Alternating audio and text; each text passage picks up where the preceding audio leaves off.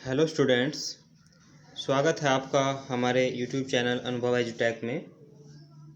Students, आज का हमारा टॉपिक रहेगा एक्सेलरेशन। इससे पहले हम स्पीड और वेलोसिटी से रिलेटेड वीडियो बना चुके हैं। तो एक्सेलरेशन को समझने के लिए स्पीड और वेलोसिटी वाले टॉपिक क्लियर होने चाहिए, ठीक है।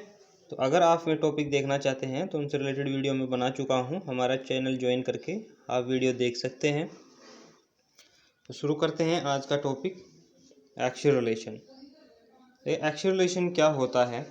जब टाइम के रेस्पेक्ट में कोई भी ऑब्जेक्ट वेलोसिटी में चेंज करती रहती है तो इसी को बोलते हैं हम एक्सेलरेशन। ओके, अब वेलोसिटी टर्म हम तब यूज़ करते हैं जब कोई भी ऑब्जेक्ट या बॉडी एक पार्टिकुलर डायरेक्शन में किसी स्पीड के साथ मूव कर रही हो, तो तब हम टर्म वेलोसिटी बोलते हैं। ओके, तो bodies do not move with a uniform velocity. ये हम पहले से ही जानते हैं कि जो ऑब्जेक्ट्स हैं वे यूनिफॉर्म वेलोसिटी से मूव नहीं करती हैं, क्योंकि कभी वेलोसिटी की वैल्यू ज़्यादा हो जाती है, कभी वेलोसिटी की वैल्यू कम हो जाती है। तो their velocity can change due to a change either in their speed और इन देयर डायरेक्शन और बोथ। ओके, तो कभी उनकी जो वेलोसिटी की वैल्यू है ऑब्जेक्ट्स की वो चेंज हो सकती है उनकी स्पीड की वजह से, या फिर डायरेक्शन, जैसे कि किसी ऑब्जेक्ट की डायरेक्शन मोशन करने की जो डायरेक्शन है वो चेंज होगी, तो हो सकता है स्पीड की वैल्यू में भी चेंज हो, तो वेलोसिटी की वैल्यू चेंज हो जाती है। ये भी मैंने बताया था कि जो वेलोसिटी का मैग्नीट्यूड है उसी को हम स्पीड कहते हैं। मतलब अगर हम वेलोसिटी से डायरेक्शन का जो कैरेक्टरिस्टिक्स है वो बाहर निकाल दें या वो कैरेक्टरिस्टिक्स छोड़ दें तो क्या हो जाता है, स्पीड बचता है, ठीक है। तो जब भी किसी ऑब्जेक्ट की स्पीड चेंज हो रही हो, स्पीड के साथ साथ डायरेक्शन भी चेंज हो रही हो मोशन करने की, तो उस कंडीशन में क्या होगा, वेलोसिटी की वैल्यू चेंज हो सकती है। Their velocity is changing, they are said to be accelerated. तो जब भी किसी ऑब्जेक्ट की, किसी बॉडी की वेलोसिटी चेंज हो रही है तो हम उसको क्या बोलेंगे, एक्सेलरेटेड बोलेंगे। आपने एक वर्ड सुना होगा एक्सीलेटर व्हीकल्स में, ठीक है। वो उसके थ्रू हम क्या कर सकते हैं, किसी भी ऑब्जेक्ट की वेलोसिटी को चेंज कर सकते हैं। The acceleration of a body is defined as the ratio of the change in velocity to the time taken in producing that change. तो एक्सेलरेशन को हम कैसे डिफाइन कर सकते हैं कि किसी भी ऑब्जेक्ट, किसी भी बॉडी का एक्सेलरेशन वो फिजिकल क्वांटिटी होती है जो कि जितने टाइम में वेलोसिटी में चेंज हुआ है, ठीक है। तो चेंज इन वेलोसिटी और जितने टाइम में वेलोसिटी में चेंज हुआ है उनका रेशियो अगर हम ले तो हमको किसी ऑब्जेक्ट के एक्सेलरेशन की वैल्यू फाइंड हो जाएगी। मान लें कि कोई ऑब्जेक्ट पहले 30 किलोमीटर पर आवर की स्पीड से एक पर्टिकुलर डायरेक्शन में मूव कर रही थी, उसके बाद वो उसी सेम डायरेक्शन में 50 किलोमीटर पर आवर की स्पीड से मूव कर रही है। लेकिन यहाँ पे जो 20 किलोमीटर पर आवर का चेंज आया, तो इस चेंज में कुछ टाइम तो ज़रूर लगा होगा। तो इस तरीके से एक्सेलरेशन इज इक्वल टू क्या होगा, change in velocity divide by time taken. यहाँ एक्सेलरेशन को हम स्मॉल ए से डिनोट करेंगे, तो small A is equal to हो जाएगा v minus you upon small T. ये v और u क्या है, v और u वेलोसिटी के लिए ही सिम्बल्स यूज किए जाते हैं, बट जो स्मॉल v है वो फाइनल वेलोसिटी के लिए, यानी कोई ऑब्जेक्ट लास्ट में कितनी वेलोसिटी को अचीव कर लेता है, ये स्मॉल v होती है फाइनल वेलोसिटी। स्मॉल u क्या है, इनिशियल वेलोसिटी। मतलब स्टार्ट में किसी ऑब्जेक्ट की, किसी व्हीकल की, किसी बॉडी की जो वेलोसिटी थी वो क्या थी। तो इसी से हमें v माइनस यू का डिफरेंस लेकर ही हमें मालूम होगा कि वेलोसिटी में कितना चेंज आया। तो इस तरीके से हम किसी भी ऑब्जेक्ट के जो एक्सेलरेशन है उसको फाइंड कर सकते हैं इस फॉर्मूले को यूज़ करके, a is equal to v minus you upon t. अब जो SI system, international system of units है, उसमें एक्सेलरेशन की यूनिट क्या होती है, मतलब एक्सेलरेशन का मेजरमेंट हम किस यूनिट में करेंगे तो होता है metre upon second square. Okay, तो ये भी आप क्लियरली समझ सकते हैं कि जो एक्सेलरेशन की यूनिट है वो मीटर पर सेकंड स्क्वायर कैसे आई। देखिए, इससे पहले हम समझ चुके हैं कि वेलोसिटी की जो यूनिट है वो मीटर पर सेकंड होती है, जो एसआई यूनिट है, और टाइम की एसआई यूनिट सेकंड होती है। तो जैसे कि आप स्क्रीन पर भी इसे क्लियरली देख रहे होंगे, तो इस तरीके से एक्सेलरेशन की यूनिट मीटर पर सेकंड स्क्वायर हो जाती है। अब हम उन कंडीशंस को डिस्कस करेंगे जिन कंडीशंस में एक्सेलरेशन की वैल्यू 0 हो सकती है। या फिर अगर किसी ऑब्जेक्ट की इनिशियल वेलोसिटी और फाइनल वेलोसिटी इक्वल हो जाए, ठीक है, तो उस कंडीशंस में एक्सेलरेशन की वैल्यू 0 कैसे हो जाएगी, ये भी हम थोड़ा इसको डेरिवेशन के अकॉर्डिंग समझ लेते हैं। तो if the velocity at time t equal to 0 is equal to U initial velocity. देखिए स्टार्ट में किसी ऑब्जेक्ट की जो इनिशियल वेलोसिटी है उसकी वैल्यू कितनी है u, लेकिन एट स्मॉल टी टाइम यानी कि कुछ टाइम बीत जाने के बाद ऑब्जेक्ट की या बॉडी की जो फाइनल वेलोसिटी है वो स्मॉल v हो जाती है। तो इस तरीके से ये 0 टाइम से t टाइम तक वेलोसिटी में क्या चेंज आया इसे हम final velocity minus initial velocity का डिफरेंस लेकर के मालूम करेंगे। तो फाइनल वेलोसिटी कितनी है v और इनिशियल वेलोसिटी क्या है u, तो v माइनस यू। ओके, लेकिन टाइम में क्या चेंज आया, जैसे ही वेलोसिटी में चेंज आया v माइनस यू तो टाइम में चेंज आया t minus 0 is equal to T.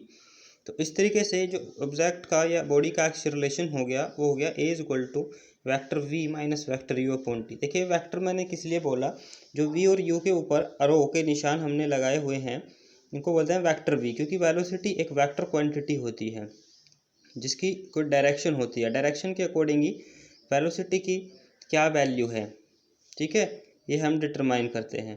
तो इस वजह से यहाँ पे हमने एरो के सिंबल लगाए हुए हैं।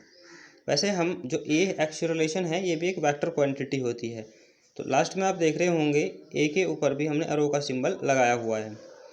लेकिन एक्सेलरेशन की वैल्यू 0 कब होगी, अगर किसी भी बॉडी की किसी ऑब्जेक्ट की वेलोसिटी चेंज ना हो, मतलब स्टार्ट में या t इक्वल टू 0 पर जितनी उसकी वेलोसिटी थी स्मॉल t टाइम पर भी फाइनल वेलोसिटी उतनी ही हो। तो इस कंडीशन में एक्सेलरेशन की वैल्यू क्या हो जाएगी 0। एक्सेलरेशन का मतलब ये है कि टाइम के रेस्पेक्ट में वेलोसिटी की वैल्यू में कुछ चेंज आए, यानी इसको हम डिफाइन कर सकते हैं simply, rate of change of velocity is called acceleration. Velocity के चेंज होने का जो रेट है, यानी पर सेकंड या पर मिनट या पर आवर में किसी भी ऑब्जेक्ट की वेलोसिटी में जो चेंज हो रहा है उसी को हम क्या कहते हैं, एक्सेलरेशन कहते हैं। When velocity of body does not change the initial velocity is equal to the final velocity, ठीक है, तो उस केस में क्या होगा, वेक्टर ए या एक्सेलरेशन इज इक्वल टू 0 हो जाएगा। तो उम्मीद करता हूँ कि यहाँ तक आपको क्लियर समझ आ गया होगा। अगर कोई भी आपका डाउट रहा हो तो आप कमेंट बॉक्स में लिख सकते हैं। अब हम एक्सेलरेशन के कुछ टाइप्स को समझ लेते हैं। देखिए सबसे पहले हम समझेंगे पॉजिटिव एक्सेलरेशन क्या होता है। पॉजिटिव एक्सेलरेशन क्या होगा कि जब किसी बॉडी किसी ऑब्जेक्ट की जो फाइनल वेलोसिटी है वो इनिशियल वेलोसिटी से ज़्यादा हो, तो इसी को हम बोलते हैं पॉजिटिव एक्सेलरेशन। या जिस कंडीशन में एक्सेलरेशन की वैल्यू पॉजिटिव आए, ठीक है, तो तब क्या होगा, ऑब्जेक्ट में पॉजिटिव एक्सेलरेशन प्रोड्यूस हो जाएगा। जैसे कि हम किसी बिल्डिंग की, ठीक है, किसी बिल्डिंग के फर्स्ट फ्लोर, थर्ड फ्लोर या फिफ्थ फ्लोर पर खड़े हुए हैं, ठीक है, यानी कि सिंपली मैं ये कहना चाह रहा हूँ कि हम किसी हाइट से किसी ऑब्जेक्ट को अर्थ के सरफेस की तरफ फेंक दें तो अर्थ क्या करेगी, due to force of gravity उस ऑब्जेक्ट को अपनी तरफ अट्रैक्ट करेगी। इस तरीके से ऑब्जेक्ट की वेलोसिटी में चेंज आएगा, मतलब ऑब्जेक्ट की जो वेलोसिटी है वो बढ़ती हुई जाएगी। इसी को हम बोलते हैं पॉजिटिव एक्सेलरेशन की condition. If the velocity of a body increases with time then the acceleration of a body is called positive acceleration. अगर टाइम के रेस्पेक्ट में किसी भी ऑब्जेक्ट किसी बॉडी की वेलोसिटी बढ़ती हो तो इसको हम क्या बोलेंगे, पॉजिटिव एक्सेलरेशन। सिंपली ये है कि final velocity is greater than हो इनिशियल वेलोसिटी। मान लें किसी ऑब्जेक्ट की जो इनिशियल वेलोसिटी है वो 30 किलोमीटर पर आवर थी और फिर उसकी फाइनल वेलोसिटी कितनी हो जाती है, 50 किलोमीटर पर आवर हो जाती है। ओके, तो उस कंडीशन में यहाँ फाइनल वेलोसिटी क्या हो गई, ग्रेटर दैन हो गई इनिशियल वेलोसिटी से, यानी कि अब कैसा एक्सेलरेशन प्रोड्यूस हो गया ऑब्जेक्ट में, पॉजिटिव एक्सेलरेशन हो गया। या अगर हम v माइनस यू का डिफरेंस लेंगे तो वो एक पॉजिटिव वैल्यू आएगी क्योंकि v इज ग्रेटर देन है u से। तो इस तरीके से एक्सेलरेशन की एक पॉजिटिव वैल्यू हमको मिलेगी। तो this type of acceleration is called positive acceleration. Figure 1.21 में भी हमको ने इसको डायग्राम के अकॉर्डिंग समझा है कि अगर किसी ढलान वाली जगह से कोई फुटबॉल नीचे की तरफ मूव कर रही है तो इस कंडीशन में क्या होगा कि जो फुटबॉल की फाइनल वेलोसिटी है वो इनिशियल वेलोसिटी से ग्रेटर होगी, तो यहाँ फुटबॉल में पॉजिटिव एक्सेलरेशन प्रोड्यूस हो जाएगा। तो this confirms that acceleration of moving body is positive if its final velocity is greater than initial velocity. इसको एक और एग्जांपल हम लेते हैं. If a runner starts running from rest, his velocity goes on increasing with time, then runner has positive acceleration. कोई runner है, वो दौड़ना स्टार्ट करता है. स्टार्ट में क्या था, वो रेस्ट में था, लेकिन जब वो दौड़ेगा तो उसकी वेलोसिटी क्या होगी, टाइम के साथ इंक्रीज हो जाएगी, यानी कि final velocity is greater than initial velocity. तो इस तरीके से रनर का जो मोशन है उसमें कैसा एक्सेलरेशन प्रोड्यूस हो जाएगा, पॉजिटिव एक्सेलरेशन होगा. इसका सेकंड टाइप है निगेटिव एक्सेलरेशन. देखिए निगेटिव एक्सेलरेशन की जो कंडीशन है वो बिल्कुल अपोजिट है पॉजिटिव एक्सेलरेशन से. If the final velocity of a body is less than initial velocity, मतलब स्टार्ट में किसी भी ऑब्जेक्ट की वेलोसिटी ज़्यादा हो और फाइनल जो वेलोसिटी है वो क्या हो जाए, इनिशियल वेलोसिटी से लेस हो जाए, तो this type of acceleration is negative. मान लें कि कोई ऑब्जेक्ट पहले 50 किलोमीटर पर आवर की वेलोसिटी से जो है मूव कर रही थी, लेकिन अब उसकी जो वेलोसिटी है वो 30 किलोमीटर पर हो गई, मतलब लेस हो गई अब वेलोसिटी. तो इसी को हम क्या बोलेंगे, निगेटिव एक्सेलरेशन बोल देंगे. या कोई व्हीकल चल रहा था और अचानक से कुछ सामने आया व्हीकल के, ठीक है, या फिर कोई ब्रेकर आया और हमने ब्रेक लगाया, तो जैसे ही हमने ब्रेक लगाया जो व्हीकल की वेलोसिटी है वो क्या हो गई, डिक्रीज हो गई. तो इसको हम क्या बोल देते हैं, निगेटिव एक्सेलरेशन. इसको हम डिसएक्सेलरेशन, रिटार्डेशन भी बोल देते हैं.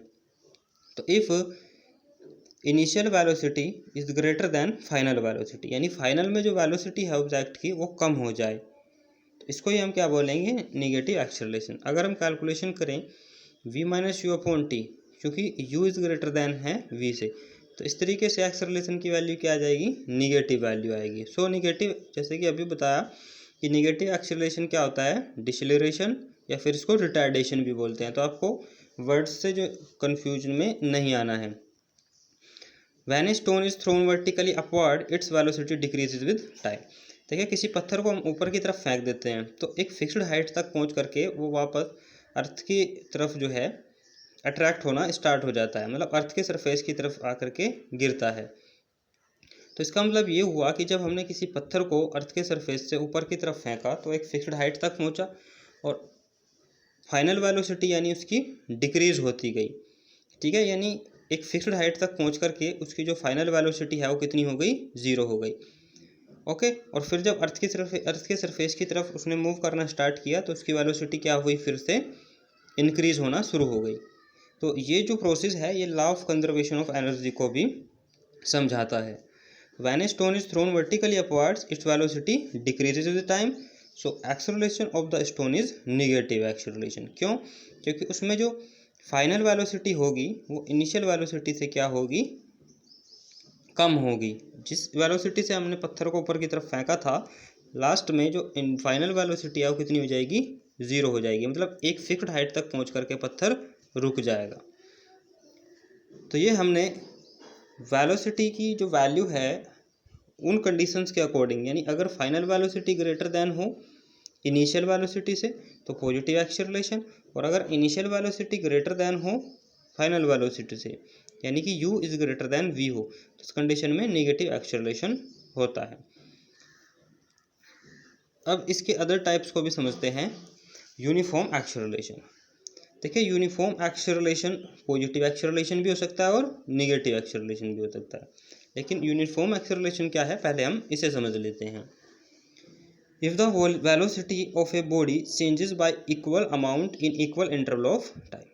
देखिए अगर किसी बॉडी की वेलोसिटी में इक्वल इंटरवल ऑफ टाइम में इक्वल चेंज आ रहा हो तो इसी एक्सेलरेशन को हम क्या बोलेंगे, यूनिफॉर्म एक्सेलरेशन बोलेंगे. जैसे कि कोई body under gravity free fall कर रही हो तो ये क्या है, यूनिफॉर्म एक्सेलरेशन है. मतलब अर्थ के सरफेस की तरफ कोई भी बॉडी फ्रीली गिरा दी जाए तो इसे हम यूनिफॉर्म एक्सेलरेशन बोलेंगे. आपने सुना होगा एक्सेलरेशन ड्यू टू ग्रेविटी यानी स्मॉल जी की वैल्यू 9.8 मीटर पर सेकंड स्क्वायर होता है.